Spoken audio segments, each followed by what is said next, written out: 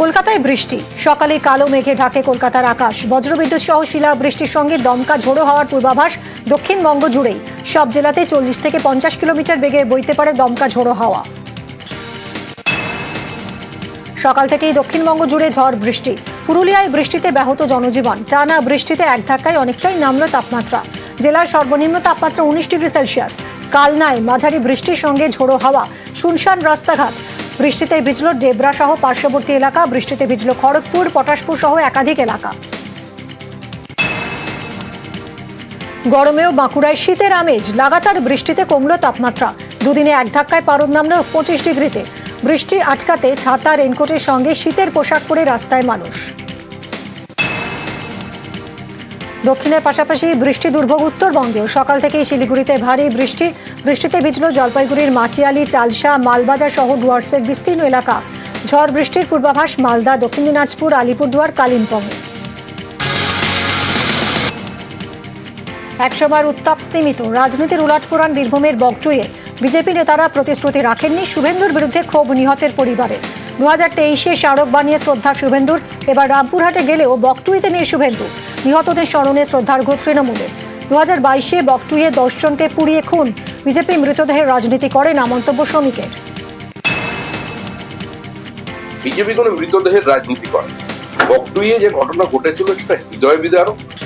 নিঃসন্দেহে বগটুইকে নিয়ে সমস্ত রাজনৈতিক দলের মতো বিজেপিও প্রতিবাদ জানিয়েছে। আমরা আজও জানাচ্ছি, বিভিন্ন সময় আমরা বগটুইয়ের প্রসঙ্গ তুলে আনি। আজকে সময় পেলে আমিও বগটুই নিয়ে বলতাম রাজ্যসভায়, কিন্তু সময় কম ছিল। ঘটনাচক্রে হয়তো কেউ পৌঁছতে পারেনি, কেউ পৌঁছে গেলে ভালো। শুক্রবারের পর শনিবারও দিলীপের হুঙ্কার। তৃণমূল নেতাদের বাড়ি থেকে বের করে মারার হুমকি। শুক্রবার রাস্তা উদ্বোধনে গিয়ে ক্ষোভের মুখে পড়েছিলেন বিজেপি নেতা। এদিন ফের রণংদেহী দিলীপ। পাল্টা দিলীপকে কটাক্ষ তৃণমূলের। যা বলেছি ঠিক বলেছি। আমি খড়গপুরে দাঁড়িয়ে বলে দিচ্ছি, এই ধরনের বেয়াদবি করতে আসে কেউ যে পার্টির, তাকে বাড়ি থেকে টেনে নিয়ে রাস্তায় পিটবো। সে যত বড় নেতা। দিলীপ ঘোষ কারো বাপের খায় না, কারো জমিদারিতে পা দেয় না। এই মেজাজে কি দিলীপ ঘোষকে দেখা যাবে এখন? দিলীপ ঘোষের মেজাজ এরকমই থাকবে, কারো বাপের খায় না, পড়ে না। পার্টির পক্ষ থেকে কোনো ব্যবস্থা নেওয়া হবে কালকের ঘটনা নিয়ে? কার বিরুদ্ধে? কালকে যেটা ঘটনা ঘটেছে পার্টি কি ব্যবস্থা নেই? দিলীপ ঘোষ যথেষ্ট, পার্টি লাগে না। আর যদি টিএমসি মনে করে এই রাজনীতি খড়গপুরে শুরু করবে, কাল থেকে শুরু করছে। বাড়ি থেকে ঢুকে মারবো না, বাড়ি থেকে ট্রেনে চৌরাস্তায় মারবো। যে বেটা বলছে কুকথা, তাকে আমি শিখিয়ে দেবো কুকথা কোনটা, সুকথা কোনটা। বেশি ভদ্রলোকে দেখাতে জান না যেন। রাজনীতি করছি 70 যারা লেজ গুটিয়ে বাড়িতে বসে থাকে বোর আঁচলের তলায়, তারা আমাকে সার্টিফিকেট দিচ্ছে। আর দিলীপ ঘোষ এই মেজাজে রাজনীতি করবো যতদিন করবো। রাজনীতি ছেড়ে দেবো, মেজাজ ছাড়বো না বলে দিচ্ছি। এ তো অসভ্য কথার প্রতিযোগিতা চলছে দিলীপ ঘোষ আর শুভেন্দু অধিকারীর মধ্যে। বিজেপি পার্টিটা তো আর পার্টি নেই, সার্কাস পার্টি হয়ে গেছে। অশালীন কথা, অসভ্য কথা, মানুষকে মারবো, ধরবো, মহিলাদের গলা টিপে ধরবো, মানুষকে কুকুর বলে ডাকবো, এসব তো হয়ে গেছে বিজেপির প্রত্যেক দিনের ব্যাপার।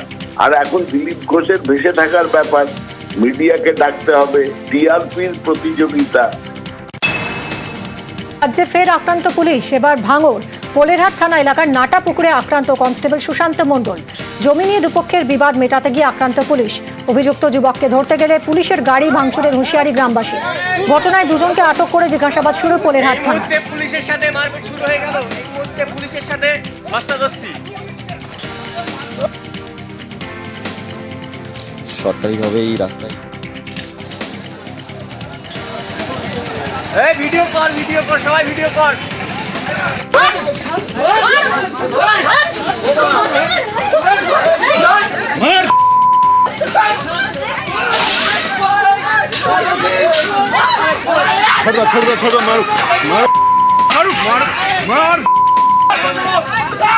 সরকারি রাস্তার ইট আত্মসাৎ করছিল, সেই জন্য ওখানে গিয়েছিলেন কাশ্মীর থানার একজন সার্জেন্ট সিনিয়র অফিসার অপূর্বলাল ঘোষ।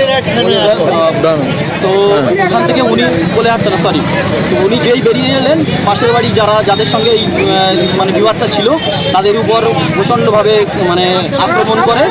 আমাকেও মানে এইভাবে আমাদের মানে টি শার্টটা ছেড়ে দেওয়া হয়েছে। বাড়ি এসে আমাদের ধরে মারতেছে সব, আবার ওদের ঠেকাতে গিয়ে আমাদের মেয়েরা রাখিনি।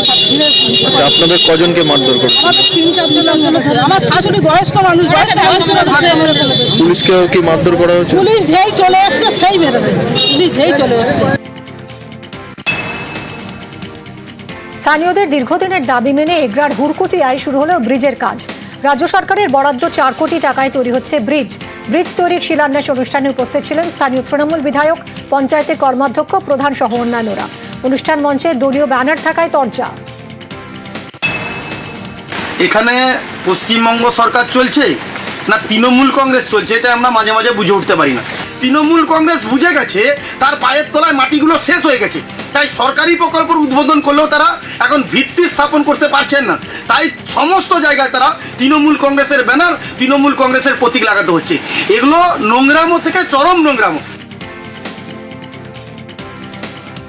ব্যাপারটা হচ্ছে আজকে কোনো জনপ্রতিনিধি কোনো আধিকারিক ছিলেন না, এরা জনপ্রতিনিধি ছিলেন। জনপ্রতিনিধিরা থাকার ফলে লোকাল সেখানে এটা করে তুলেছে। এটা সরকারি প্রকল্প ঠিক আছে, কিন্তু সরকারি আধিকারিক যদি হতো তাহলে কিন্তু আমাদের এই কথাটা থাকতো না। জনপ্রতিনিধিরা সবাই তো আমার তৃণমূলের উৎসাহ করে লাগিয়ে দিয়েছে। সরকারি প্রকল্প উদ্বোধন এই যে আপনাদের দলীয় পতাকা, এটা কি ঠিক? না, ঠিক না, ঠিক না। কুম্ভ মেলায় পদপুষ্ট হয়ে মৃতের পরিবারকে নগদে ক্ষতিপূরণের টাকা উত্তরপ্রদেশ সরকারের। মেলেনি ডেথ সার্টিফিকেট, নথি ছাড়াই নগদে 5 লক্ষ টাকা দেওয়ার অভিযোগ। নগদ টাকা ব্যাংকে জমা দিতে গিয়ে বিপাকে আসানসোলের জামুরিয়ার রুইদাস পরিবার। একসঙ্গে এত নগদ টাকা কোথা থেকে এলো তা নিয়ে প্রশ্ন ব্যাংকে। সরকারি নথি না থাকায় রুইদাস পরিবারের উত্তরে সন্তুষ্ট নয় ব্যাংক। পুরো এসেছিল ওখান থেকে 25 লাখ দেবার কথা, সেদিন থেকে এসেছে 5 লাখ টাকা। 5 লাখ টাকা দিয়ে গেল, বলছে 5 কিস্তিতে 5 বার আসলে দিয়ে যাবো। এমনকি আমাদেরকে কোনো প্রুফ দেয়নি, শুধু এই কাগজের মাধ্যমে আমাকে টাকাটা দিয়েছে। এই কাগজ দিয়ে এই প্যাকেটের মধ্যে টাকাটা ছিল, বাস। আর আমার কাছে কোনো প্রুফ নাই। মানে এই খামে নগদ পয়সা দিয়েছে? নগদ পয়সা দিয়েছে হাতে। কত দিয়েছে নগদ? নগদ 5 লাখ। আমরা চাইছি যে আমাদেরকে কোনো প্রুফ দেওয়া হোক, আর এরকম হাতে আমরা ক্যাশ টাকা দেবো না। আমরা চাইছি ব্যাংকের অ্যাকাউন্টে ঢুকুক, না চেক দিত। নথি ছাড়া কুম্ভ মেলায় মৃতদের পরিবারকে টাকা দেওয়ার ঘটনায় বিজেপি সরকারকে কটাক্ষ তৃণমূলে। নির্দিষ্ট পরিবারের সঙ্গে কথা বলে সমস্যা সমাধানের আশ্বাস বিজেপি সাংসদ জ্যোতির্ময় সিং মাহাতো।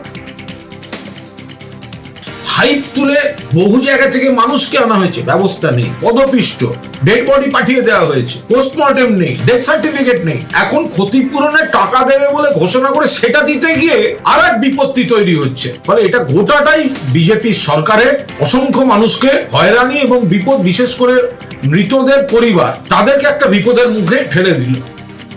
কিন্তু যে আর্থিক সহযোগিতার বিষয় এসছে, তাতে আপনাদের মাধ্যমে শুনলাম কি কেস দেওয়া হয়েছে। এরকম যদি এরকম কিছু থাকে, সমস্যা কিছু আছে, তাহলে সেই পরিবারের সঙ্গে যোগাযোগ করে যাতে তাদের সমস্যা না হয় সেটা অবশ্যই আমরা খতিয়ে দেখে সমাধান করার চেষ্টা করি। ছেলের বিবাহ বহির্ভূত সম্পর্কে আপত্তি বাবার। প্রতিবাদ করায় ক্যানিংয়ে ছেলের বিরুদ্ধে বাবাকে মারধরের অভিযোগ। ঘটনায় গুরুতর জখম বাবা, ক্যানিং মহকুমা হাসপাতালে ভর্তি। ক্যানিং থানায় অভিযোগ দায়ের, অভিযোগ থেকে আটক পুলিশের। ও একটা অবৈধ একজনের বউ নিয়েছে, এরকম সংসার থেকে আমি মেনে নিয়ে। আর এবার আগের বাড়ি একবার যেমন মেরেছে মারলি, তাতে আমি থানায় এফআইআর করেছি। তবে ওখানে ভাই তুমি আমার কেস করে তো, এই নিয়ে অশান্তি সবসময় হয়ে যাচ্ছে। কে মারলো? কে? আমার বউ, আমার ছেলে। গাইঘাটায় পড়া না পাড়ায় 4র্থ শ্রেণীর পড়ুয়াকে বেধড়ক মারধরের অভিযোগ। কাজগড়ায় স্কুলের সহকারী শিক্ষক। কাহুনকিয়া অবৈতনিক প্রাথমিক বিদ্যালয়ের ঘটনা। অভিযুক্ত শিক্ষক অশোক কুমার বিশ্বাসের বিরুদ্ধে গাইঘাটার বিডিও ও স্কুল ইন্সপেক্টরের কাছে অভিযোগ দায়ের। অভিযুক্ত শিক্ষকের বদলির দাবি অভিভাবকদের। আমি বাংলা পড়া পারিনি, ওই জন্য আমাকে নির্দাম করে দাবি তাকে আমি পারিনি, ওই জন্য আমাকে মেরেছে। এইখানটা মেরেছে, কানের পাশে, এই কানের পাশে মেরেছে, আর দেয়ালে মাথা ঠুকে দিয়েছে।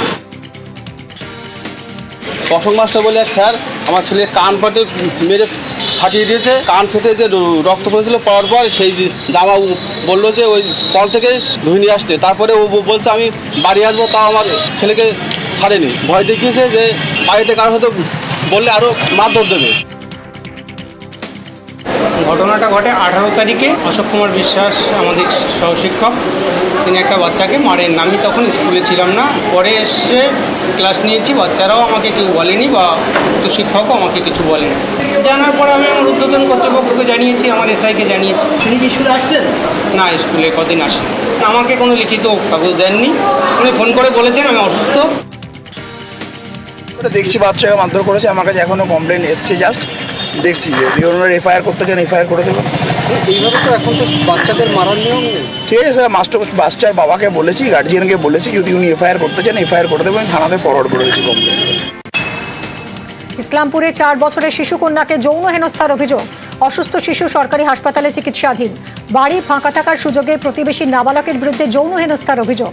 শিশুটি অসুস্থ হয়ে পড়লে তাকে চিকিৎসকের কাছে নিয়ে যাওয়া হয়, সেখানে যৌন হেনস্থার কথা জানতে পারে পরিবার। ইসলামপুর থানায় অভিযোগের ভিত্তিতে অভিযুক্ত নাবালককে আটক করে পুলিশ।